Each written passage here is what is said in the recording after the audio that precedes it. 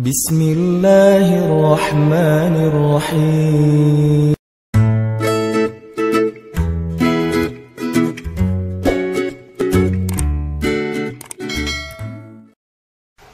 Sebelum kita mulai, mari sama-sama kita menyimak firman Allah Subhanahu wa taala di dalam surat Al-Baqarah ayat 183.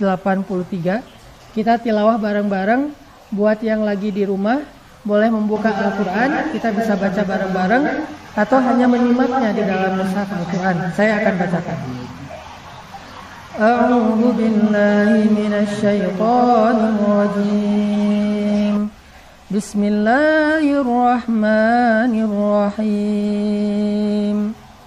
Ya ayyuhalladzina amanu kutiba alaikumus shiyam kama kutiba alal ladzina min qablikum la'allakum tattaqun ayyaman ma'dudat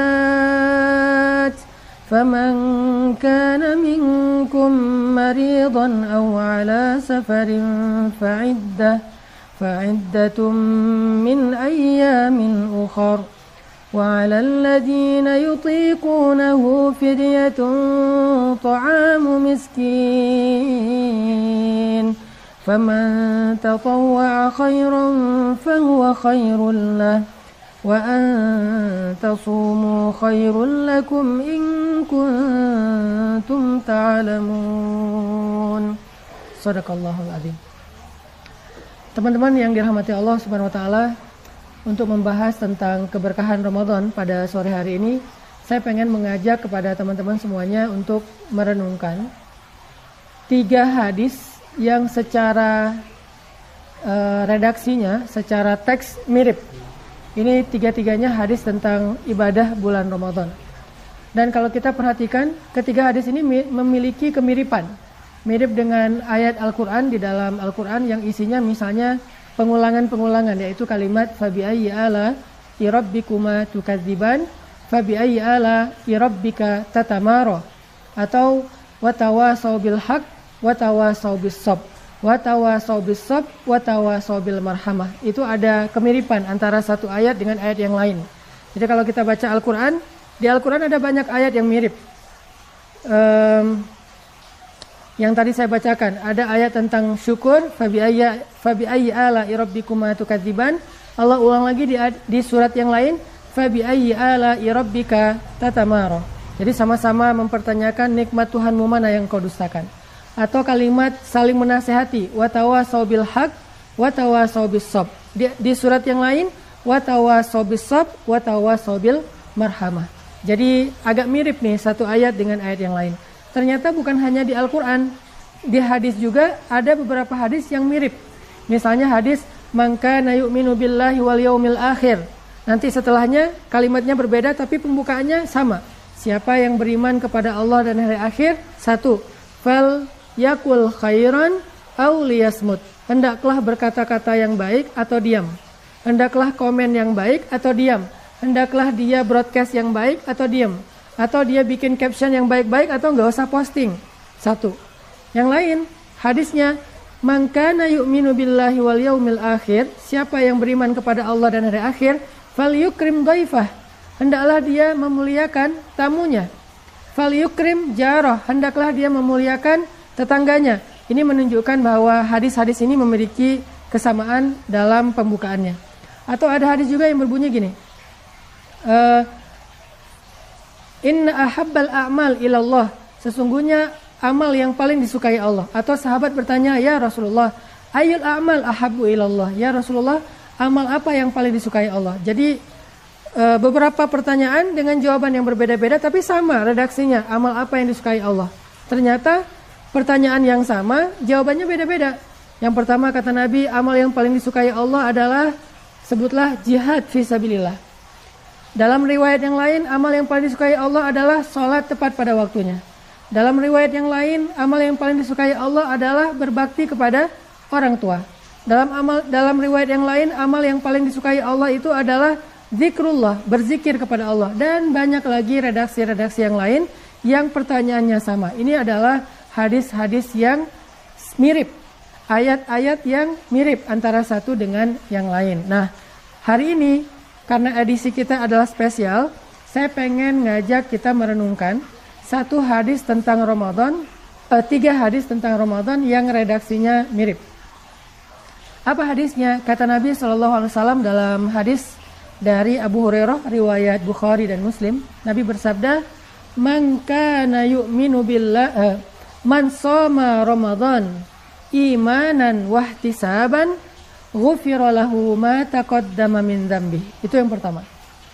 Yang kedua, "Man qama Ramadan imanan wahtisaban, ghufira lahu ma taqaddama min dzambihi." Itu yang kedua. Yang ketiga, "Man qama lailatal qadri imanan wahtisaban, ghufira lahu ma taqaddama min dzambihi." Jadi 3 hadis mirip.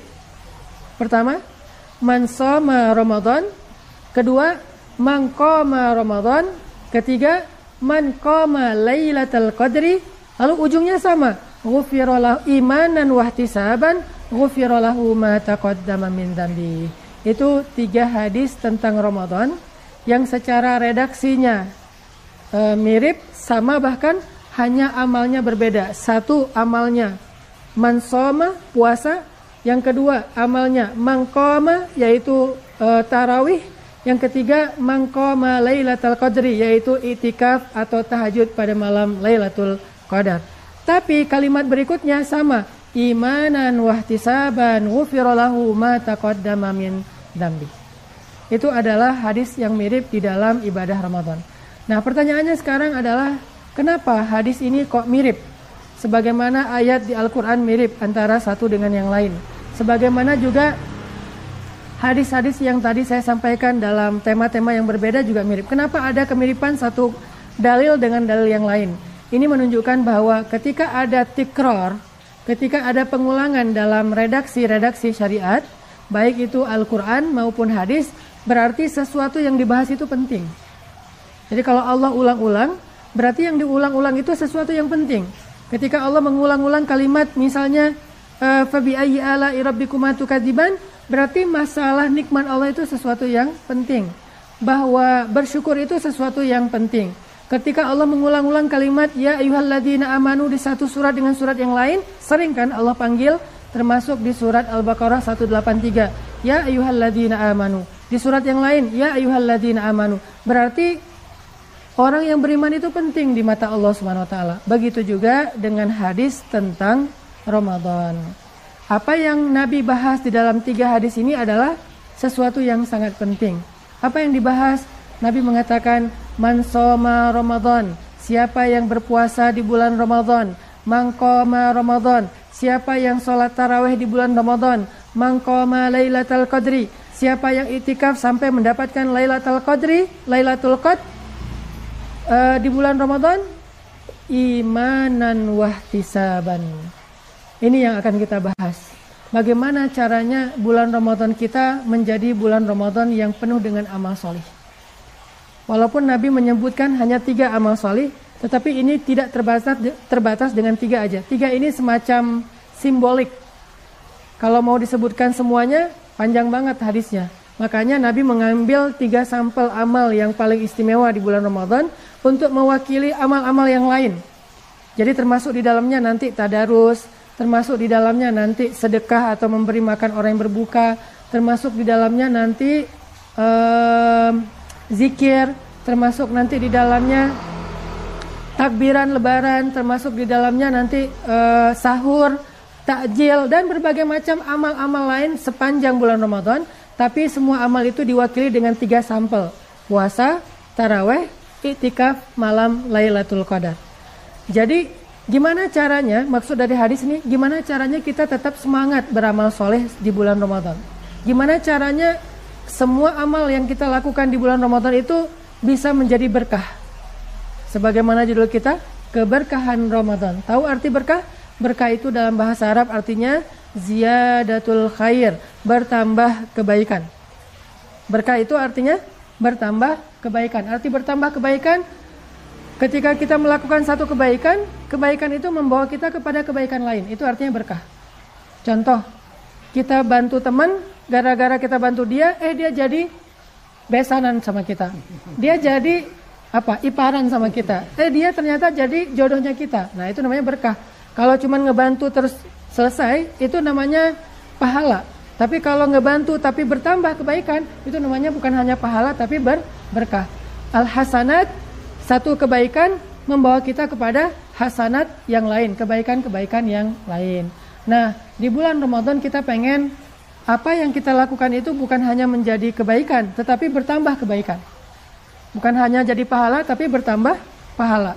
Terus gimana caranya biar apapun yang kita lakukan di bulan Ramadan bisa menjadi ziyadatul khair, bertambah kebaikan di bulan-bulan yang lain, bertambah kebaikan bagi kita di dunia dan di akhirat. Nabi mengajarkan kepada kita 2 tips saja. Dari 3 hadis tadi, hanya ada 2 tips sederhana kalau kita pengen ibadah Ramadan kita itu maksimal. Tips yang pertama adalah imanan. Kita melakukan ibadah apapun di bulan Ramadan dalam keadaan beriman. Dalam keadaan kita landasannya melakukan ini karena kita percaya kepada Allah. Kita percaya bahwa puasa ini adalah kebaikan. Kita percaya bahwa puasa ini adalah syariat. Kita percaya bahwa puasa ini adalah perintah Allah.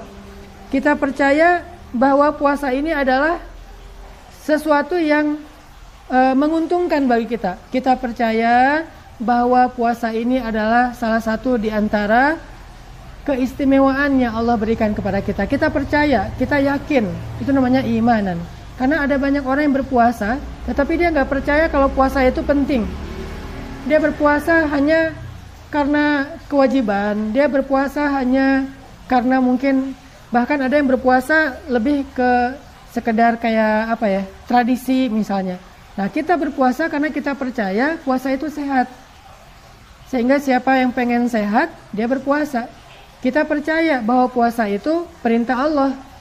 Bukan sekedar tradisi, bukan sekedar kebiasaan, bukan sekedar saya pengen aja, tapi emang perintah Allah. Dan gak ada yang diperintahkan Allah kecuali kebaikan. Tidak ada yang Allah larang kecuali itu buruk untuk kita. Ada banyak orang yang beramal solih atau berbuat baik dalam kehidupan, tetapi tidak dilandasi dengan keimanan. Salah satu di antara orang itu adalah, misalnya sebutlah Abu Thalib. Abu Thalib itu orang yang sangat baik, berjasa bagi Rasulullah SAW. Tetapi jasanya sama sekali tidak bermanfaat untuk Abu Thalib, baik di dunia maupun di akhirat. Kenapa? Karena Abu Thalib tidak beriman. Jadi iman adalah syarat amal soleh kita. Siapa yang tidak beriman, maka amal-amalnya habitat a'maluhum, amal-amalnya akan berguguran. Jadi nggak cukup teman-teman kita hanya menjadi orang baik, tapi kita harus menjadi orang yang beriman. Soalnya kalau kita jadi orang baik tapi tidak beriman kepada Allah, kebaikan kita itu nggak akan bernilai di mata Allah. Jadi ibaratnya gini, syarat mendapatkan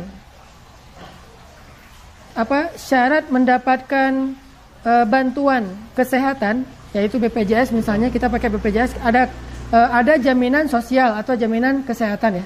Syaratnya adalah punya KTP Indonesia, kan itu ya syaratnya. Harus punya KTP Indonesia. Kalau kita warga negara asing yang tinggal di Indonesia sakit, ternyata sakit aja nggak cukup untuk dapat jaminan kesehatan. Ternyata miskin aja nggak cukup untuk jadi jaminan kesehatan. Dia selain miskin, selain sakit, dia juga harus punya KTP Indonesia, warga negara Indonesia. Terus kita mau protes, misalnya kita datang ke Amerika nih, kita nggak punya ID card Amerika, kita gelandangan, kita homeless, nggak punya rumah di Amerika. Terus kita bilang ke pemerintah Amerika, pemerintahnya nggak fair nih, saya sakit kok terlantar, nggak ada yang ngobatin, nggak ada yang biayain. Padahal saya miskin, saya nggak punya duit, saya terlantar. Mereka akan bilang, kamu warga negara mana? Kalau kamu warga negara Indonesia, datanglah ke konsulat Indonesia, ke kedutaan Indonesia. Nggak boleh komplain ke pemerintah Amerika. Begitu juga di negara kita. Orang warga asing nggak boleh komplain ke pemerintah Indonesia karena dia paspor, bukan KTP. Walaupun dia sakit, walaupun dia miskin, walaupun dia baik. Ternyata menjadi orang yang miskin aja, menjadi orang yang sakit, menjadi orang yang baik, nggak cukup untuk bisa mendapatkan layanan gratis kesehatan BPJS. Begitu juga dalam masalah agama. Menjadi orang baik aja nggak cukup untuk dapat pahala. Menjadi orang yang benar aja nggak cukup untuk dapat pahala. Dia harus mendaftar. Untuk dapat pahala itu dia harus registrasi. Gimana cara registrasinya? Gampang. Cara registrasinya dia cukup mengatakan asyhadu an la ilaha illallah wa asyhadu anna Muhammadan abduhu wa rasuluh atau rasulullah. Karena kalau dia nggak mengaku sebagai hamba Allah, dia tidak beriman kepada Allah, terus gimana dia mau nuntut Allah? Orang dia nggak beriman sama Allah, kan nggak fair ya? Dia nggak beriman sama Allah, tapi dia nuntut Allah, gimana ceritanya? Dia nggak percaya Allah itu ada, dia nggak percaya Allah itu ahad, dia nggak percaya Allah itu punya surga neraka. Terus dia nuntut Allah, bilang Allah nggak fair, gimana caranya? Kalau dia mau menuntut Allah, dia harus percaya kepada Allah SWT. Dia harus mengakui Allah sebagai Rabb-nya, baru nanti Allah SWT akan memberikan pahalanya dalam setiap amal ibadah. Makanya teman-teman yang dirahmati Allah SWT, kata Nabi, syarat dari amal solih untuk bisa menjadi pahala, untuk bisa menjadi keberkahan, untuk bisa menjadi kebaikan itu adalah man soma, man qoma Lailatul Qadri Ramadan imanan wahtisaban, dalam keadaan beriman atau dalam keadaan yakin kepada Allah Subhanahu wa taala. Makanya ayat tentang puasa itu Allah memanggil orang yang beriman. Allah enggak memanggil manusia untuk puasa. Jadi kalau non muslim enggak berpuasa, kita enggak masalah. Kita hargai mereka. Tetapi lakum dinukum waliyadin. Mereka dengan agamanya, kita dengan agama kita. Nanti mereka masalah surga neraka ya dengan keyakinan mereka. Dalam keyakinan kita, surga neraka itu milik Allah, dan hanya orang yang berpuasa yang mendapatkan jaminan masuk surga dari pintu khusus, yaitu pintu Ar-Rayyan. Sehingga Allah memanggil ya ayyuhalladzina amanu. Jadi syarat pertama dari ibadah puasa itu adalah iman, Islam. Harus orang yang yakin kepada Allah SWT. Bagaimana dengan orang yang Islam tapi nggak yakin? Karena kalau orang yang bukan muslim, non muslim, ya kita udah paham lah. Masalahnya nih Islam tapi nggak yakin. Berarti dia termasuk orang yang fi qulubihim marad, hatinya berpenyakit. Dia juga nggak akan dapat apa-apa dari puasanya. Kita berpuasa tapi kita kayak nggak yakin-yakin amat tentang surga neraka, rukun iman lah ya. Percaya kepada Allah, percaya kepada malaikat, percaya kepada nabi, percaya kepada kitab, percaya kepada takdir baik dan buruk, percaya kepada hari kiamat atau akhirat. Kita nggak yakin-yakin amat tentang itu. Buat kita semua itu hanyalah dongeng. Nah berarti kita termasuk orang yang belum memenuhi syarat puasanya diterima oleh Allah SWT. Sehingga semua rukun iman yang 6 itu nggak boleh ada sedikit pun yang kita ragukan. Termasuk Alkitab, yaitu Al-Quran. Nggak boleh ada satu ayat pun di dalam Al-Quran, bahkan satu huruf pun yang kita ragukan. Kalau kita meragukan satu ayat di dalam Al-Quran, berarti puasa kita bermasalah. Ayat mana yang kita ragukan di Al-Quran? Sebutlah misalnya ayat tentang waris. Lidzakari mislu hadzil unsayain, bagi laki-laki mendapatkan 2 bagian perempuan. Ayat tentang hijab, katakan kepada perempuan-perempuan beriman agar mereka menjulurkan jilbabnya. Ayat tentang riba, la ta'kulur riba yamhaqullahu riba wa yurbis shadaqat, Allah menghapus riba, mengharamkan riba. Ayat tentang jihad, waqatilu fi sabilillah infiru khifafan wa thiqalan, dan banyak lagi, wajahidu fi sabilillah. Ayat tentang jihad. Ayat tentang masalah keluarga misalnya, Rabbana hablana min azwajina wa dzurriyyatina qurrata ayun.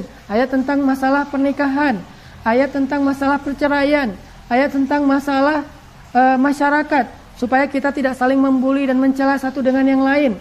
Ayat tentang para nabi yang disebutkan di dalamnya, ayat tentang Nabi Adam. Banyak ayat Al-Quran. Terus mana yang kita dustakan? Kalau ada satu saja dari ayat itu yang kita ragukan kebenarannya, seolah-olah ayat itu nggak relevan lagi dalam kehidupan kita, seolah-olah ayat itu nggak penting-penting amat untuk menjadi petunjuk hidup kita, berarti iman kita bermasalah, teman-teman. Ini dulu yang harus kita perbaiki. Sehingga kalau iman kita bermasalah, mau sholat, mau puasa, mau haji, semuanya akan ditolak oleh Allah. Karena syarat diterimanya amal itu adalah imanan, harus beriman. Dan iman itu nggak boleh dibagi-bagi seperti rukun Islam. Rukun Islam ada yang boleh kita ambil, ada yang boleh kita tidak ambil karena ada uzur. Misalnya zakat. Kita nggak harus bayar zakat kalau kita miskin. Kita nggak harus haji kalau kita nggak mampu. Kita nggak harus puasa Ramadan kalau kita ternyata ada halangan, sakit, haid, nifas, nanti bisa diqadha atau bisa diqadha dan bayar fidyah. Tapi kalau rukun iman nggak boleh ada yang ditolak, semuanya harus diambil. Dan ketika mengambilnya nggak boleh dibagi-bagi. Misalnya beriman kepada malaikat, saya malaikat yang serak itu cuman Jibril doang. Kalau malaikat Israel saya males soalnya masalahnya kematian gitu kan, nggak boleh. Saya senangnya sama Mikail. Kalau Jibril malas kebanyakan perintah kayak orang Yahudi dan orang Syiah, nggak boleh. Semua malaikat kita beriman. Nabi juga gitu, semua nabi kita beriman. Nggak boleh kita beda-bedain. Saya senangnya sama Nabi Isa doang, Nabi Musa enggak. Saya sama Nabi Musa, Nabi Muhammad enggak. Saya sama Nabi Sulaiman, Nabi Daud enggak bisa. Semua nabi, 124.000 nabi, semuanya kita beriman. Walaupun yang kita kenal 25 nabi dan rasul. Artinya begitu juga dengan Al-Quran, Injil, Taurat. Selama Injil dan Taurat itu belum diselewengkan, Injil yang masih asli, orisinil, Taurat yang masih ori, belum diselewengkan oleh orang-orang Yahudi dan orang-orang Nasrani pada masanya. Jadi kita beriman, termasuk Al-Quran. Dari mulai Bismillahirrahmanirrahim Al-Fatihah sampai Minal Jinnati wan Nas surat An-Nas, gak ada satupun yang kita dustakan. Kalau ada satu saja ayat yang kita dustakan, saya nggak terlalu yakin dengan ayat hijab, kan zamannya udah beda, itu mah cuma tradisi Arab, berarti bermasalah iman kita. Kalau bermasalah iman, ditolaklah semua amal. Sesungguhnya orang-orang yang kafir, orang-orang yang mendustakan Allah Subhanahu Wa Taala, amal-amal mereka habitat a'maluhum fid dunya wal akhirah. Di dunia dan di akhirat amal mereka tertolak atau berguguran. Itu yang harus kita perbaiki dulu teman-teman. Ini untuk sesi yang pertama. Insya Allah nanti syarat yang kedua kita bahas pada sesi yang kedua. Saya kembalikan ke Kak Buni. Oke, terima kasih Ustaz Ataki. Ini teman-teman sudah menyimak pemaparan yang luar biasa yang mengenai Ramadan. Ini saya akan cek dulu. Ada beberapa pertanyaan yang sudah masuk. Dan juga ingin mengucapkan selamat datang gabung di channel YouTube-nya Dana Syariah Indonesia. Dan kita lagi ngobrol bersama juga kita Ustaz Ataki ya. Ini ada yang masuk pertanyaannya. Ada dua pertanyaan yang satu saya maksud. Yang pertama tadi ada beberapa yang sudah dijawab sama Ustaz. Ini dari Indonesia Supriyanto, untuk bertanya Ustaz, apakah amalan yang gampang atau mudah dilakukan di bulan Ramadan, tapi pahalanya besar bagi Allah? Terus kemudian yang selanjutnya, ini adalah dari Ronald Muhammad Rusmana. Ini alhamdulillah di tempat saya ini bisa melaksanakan sholat berjamaah di masjid, termasuk sholat tarawih berjamaah. Cuma masalahnya Ustaz, ini kecepatan sholatnya luar biasa banget. Bagaimana ini cara kita menyikapinya? Dan yang selanjutnya ini kita akan berkati untuk 3 pertanyaan dulu. Ini bagaimana Ustaz dari Ramadan untuk mengganti itikaf di 2 hari terakhir bulan Ramadan dengan kondisi pandemi yang sekarang. Mohon. Pertama pertanyaannya tentang amal yang mudah tapi berpahala besar. Salah satu amal yang paling gampang dan berpahala besar itu adalah zikir. Nabi SAW bersabda, kalimatan khafifatan 'alal lisan, tsaqilatan fil mizan, habibatan ilar rahman. Ada 2 kalimat yang mudah banget diucapin dengan lisan, mudah banget. Tapi sangat berat timbangannya dalam kebaikan-kebaikan kita. Dan Allah suka banget dengan kalimat itu. Udah dia mudah, tapi dia berat timbangan kebaikannya, nilainya besar, dan Allah suka banget dengan kalimat itu. Ini amal paling gampang nih. Apa kalimatnya kata Nabi? Subhanallahi wa bihamdih, subhanallahil azim. Mengucapkan kalimat subhanallahi wa bihamdih, subhanallahil azim. Kira-kira butuh berapa detik bagi saya untuk mengucapkan kalimat itu? Subhanallahi wa bihamdih, subhanallahil azim. Cuma 5 detik. Tapi dengan 5 detik, timbangan kebaikan kita itu langsung berat. Sehingga nanti kita termasuk orang yang kata Allah, kalla inna kitabal abrari lafi illiyin. Sesungguhnya kitab orang-orang yang beriman, orang yang baik itu ada di tempat yang tinggi. Faman utiya kitabahu biyaminih, siapa yang diberikan kitabnya di sebelah kanan. Kenapa diberikan sebelah kanan? Kenapa kitabnya ditaruh di tempat yang tinggi? Karena kitabnya berisi dengan kalimat-kalimat yang baik, yang mudah diucapin tapi pahalanya besar. daripada kita komen yang nggak benar, daripada kita ngomel, daripada kita mencela. Yang kadang-kadang mencela itu butuh waktu lebih lama daripada berzikir. Ngomel itu butuh energi dan waktu lebih lama daripada zikir. Ngomel itu kan panjang. Kalau zikir, subhanallah wa bihamdi subhanallahil azim, atau astagfirullahalazim, atau la haula wala quwata illa billah, atau apalagi kalimat-kalimat zikir yang lain. Intinya itu jauh lebih mudah daripada ngomong-ngomongin hal-hal yang lain, tapi pahalanya besar di sisi Allah. Makanya ucapkanlah setiap hari, setiap malam, subhanallah wa bihamdi subhanallahil azim. Atau kita bisa berdoa, itu juga mudah. Kita bilang, ya hayyu ya qayyum birahmatika astaghis aslih li sya'ni kullah wala takilni ila nafsi tarfata ain. Itu doa dibaca di pagi dan petang, atau ketika menjelang berbuka puasa, atau kapanpun boleh dibaca. Karena kata Nabi kepada Aisyah atau kepada Fatimah, kata Nabi, siapa yang membaca doa ini, maka Allah akan memperkenankan semua keinginan dia secara ajaib. Pengen ditunjukkan keajaiban dalam hidup, baca ya hayyu ya qayyum birahmatika astaghis aslih li sya'ni kullah wala takilni ila nafsi tarfata ain. Wahai Allah yang maha hidup lagi maha sendiri, tidak butuh pada makhluknya, maha mengurus hamba-hambanya, berikanlah kepada saya harapkan segala kebaikan kepadamu, uruslah urusan saya, jangan kau biarkan saya mengurus diri saya sendiri walaupun sekejap mata saja. Baca doa itu, atau zikir yang tadi, dan banyak lagi zikir-zikir yang mudah atau doa-doa yang mudah, sehingga di bulan Ramadan hanya dengan amal yang seringan itu insya Allah kita mendapatkan kebaikan-kebaikan yang besar. Itu yang pertama. Yang kedua tadi sholat tarawih, Ustaz. Oh iya, tarawihnya cepat ya? Banget. Wah, cepet banget Ustaz ini. Itu namanya sholat pro ya. Sholatnya terlalu udah, karena mungkin udah biasa kali ya. Tapi memang sebagaimana istilahnya ya Kak Buni, tarawih itu dalam bahasa Arab artinya sholat santai. Karena tarawih dari kata roha. Roha itu terus jadi bahasa Indonesia rehat. Jadi rehat itu bahasa Arab, bahasa Arabnya rehat, roha. Jadi kemudian karena dilakukannya berkali-kali, disebutlah dengan istilah tarawih, sholat yang santai.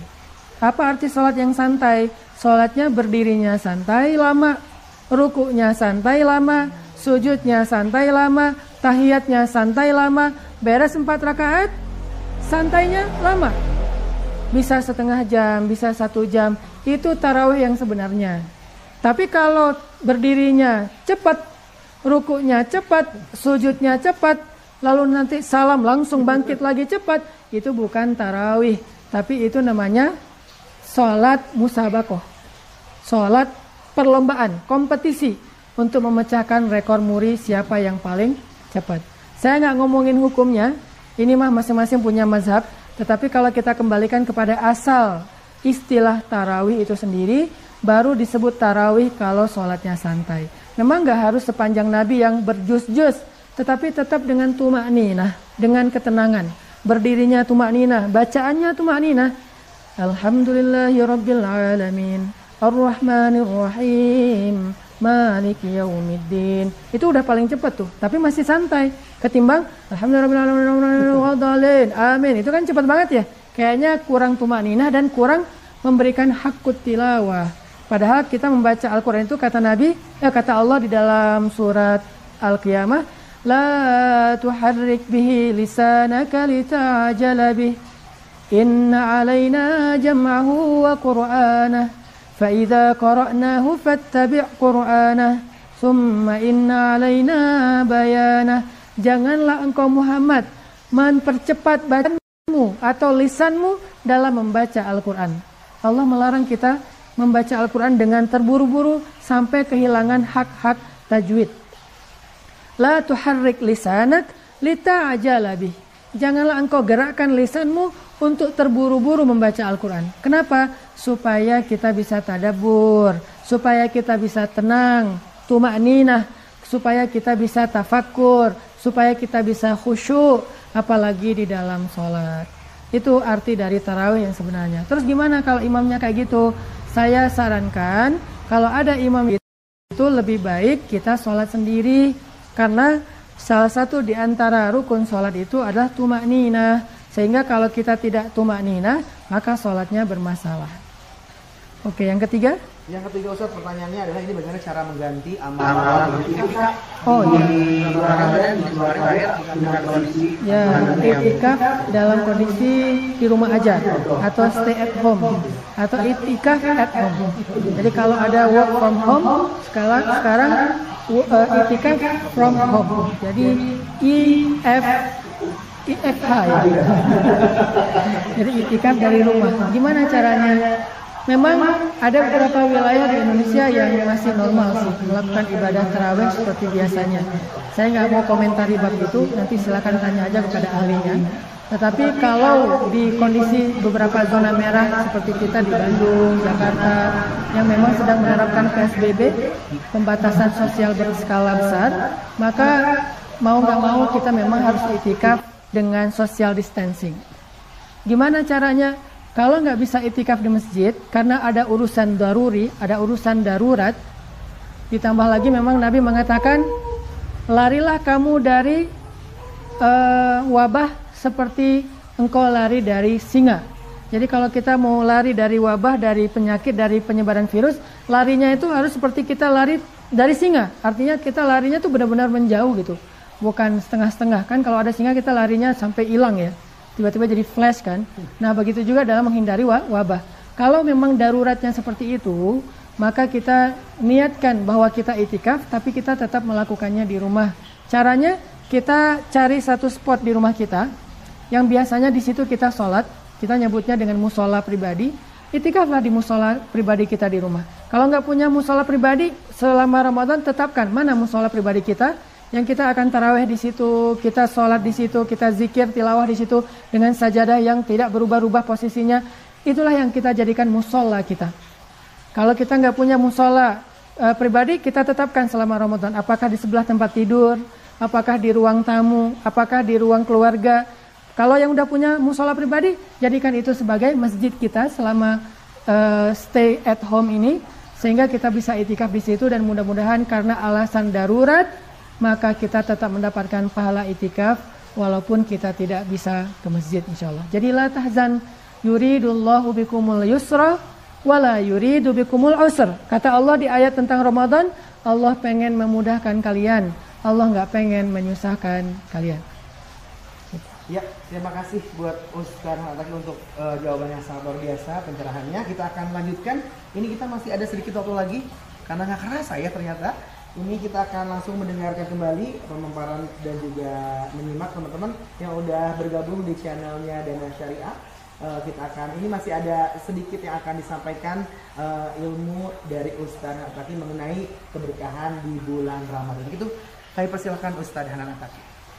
Baik, yang kedua teman-teman tentang bagaimana cara biar amal ibadah kita itu menjadi bernilai berkah, kebaikan-kebaikan, diampunkan dosa, diangkat derajat, dijadikan sebagai jalan untuk mendapatkan pertolongan Allah, dijadikan sebagai kebaikan untuk di akhirat, surga Allah Subhanahu wa taala. Syarat yang kedua supaya amal kita itu menjadi amal yang bernilai kebaikan, amal solih, syaratnya adalah wahtisaban.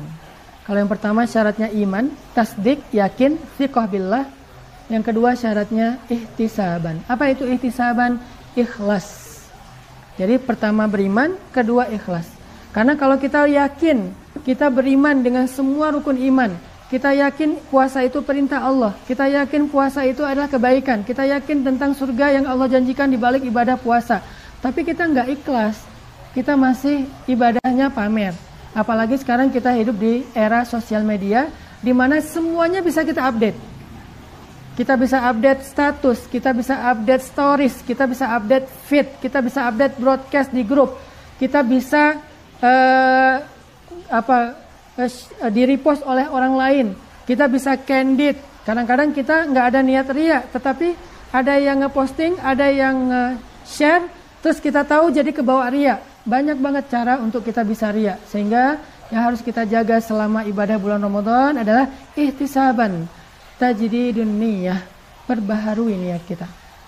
Karena orang ria itu bisa dengan 3 celah. Pertama ria di awal, memang dia niatnya udah nggak benar dari awal, pengen pamer. Kita tilawah, apalagi misalnya yang punya akun sosial media apakah di Instagram, di Facebook, di Twitter, di YouTube, dia pengen live nih. Live lagi tilawah. Atau dia tilawahnya online. Kan sekarang banyak yang pakai meeting online atau acara tausiah online ya, dengan yang bisa langsung interaktif misalnya. Nah, kan bisa juga nanti kita tadarus online nih, bareng dengan teman-teman. Di antara semua yang tadarus ternyata kita yang bacaannya paling bagus. Nah, muncul rasa sum'ah, rasa riya, rasa sombong. Pengen nunjukin ke yang lain kalau kita tuh yang paling bagus bacaannya. Ternyata dari 10 orang yang tadarusan bareng secara online, kita yang paling bagus bacaannya, tapi kita yang paling tidak bernilai pahalanya di sisi Allah. Kenapa? Innamal a'malu binniyat. Innallaha la yanzuru ila a'malikum wala ila aswarikum wala ila amwalikum walakin yanzuru ila qulubikum. Allah enggak ngelihat perbuatan kita dulu sebelumnya. Allah enggak ngelihat penampilan kita dulu. Allah enggak ngelihat harta kita dulu. Sebelumnya Allah akan ngelihat hati kita dulu. Kalau itu benar, baru Allah lihat yang zahir. Kata Nabi, innamal a'malu binniyat. Semua amal tergantung kepada niat. Hati-hati dengan itu. Karena jangan-jangan ketika kita misalnya nih, baru aja kemarin saya dapat edaran dari masjid komplek untuk sumbangan takjil. Kita tulis nama, kita tulis angka, berapa kita mau nyumbang takjil yang nanti akan dibagi-bagikan di masjid, diberikan kepada security komplek, kepada pekerja kebersihan komplek, dan marbot di masjid. Misalnya kita tulis nama nih, nama Hanan Ataki, sumbangan donasi takjil 1 juta, kita kirim ke masjid. Dalam hati kita muncul rasa riya, wah kayaknya nih di komplek ini kayaknya saya nih yang paling gede nih ngasihnya nih. Udah, ternyata yang paling rugi di komplek itu dalam sedekah adalah kita. Padahal yang kita yang paling gede. Kenapa? Rusak niatnya. Oh, kalau gitu mending kasih kecil aja Ustaz biar nggak riya. Nggak gitu juga sih. Karena bisa jadi setan sengaja menjebak kita supaya nggak beramal. Daripada riya mending nggak usah. Daripada riya mending nggak usah tilawah. Daripada riya mending nggak usah dakwah. Bukankah dengan kita berdakwah di sosial media jadi syiar, tapi sisi lain resikonya riya. Makanya kita harus hati-hati nih. Jangan sampai kita gara-gara takut riya jadi nggak bersyiar. Kayak kita sekarang nih, tampil di live. Nanti tilawah saya diposting di YouTube, diposting di Instagram. Terus apakah saya merasa riya? Nah, ini yang harus saya hati-hati. Jangan sampai gara-gara saya posting di Instagram, niatnya pengen syiar, akhirnya amal saya gugur gara-gara riya. Kebalik, saya nggak mau posting sama sekali biar saya tidak riya. Jadinya tidak ada syiar. Makanya kita harus memperbaharui niat. Terus menjaga niat kita. Ditambah lagi di bulan Ramadan, kata ulama fikih, niat itu sebaiknya diperbaharui sebagaimana mazhab Imam Syafi'i, diperbaharui setiap malam. Sebelum subuh kita berniat kembali, baik niat yang dibaca atau niat yang di dalam hati, tapi kita perbaharui setiap malam. Jadi ada celah orang riya di awal, ada celah orang riya di tengah. Maksudnya di tengah, di awal dia ikhlas, tapi di tengah ada yang muji. Wah, sumbangannya besar ya, Masya Allah, terima kasih ya Ustadz, kata orang DKM, kata marbot.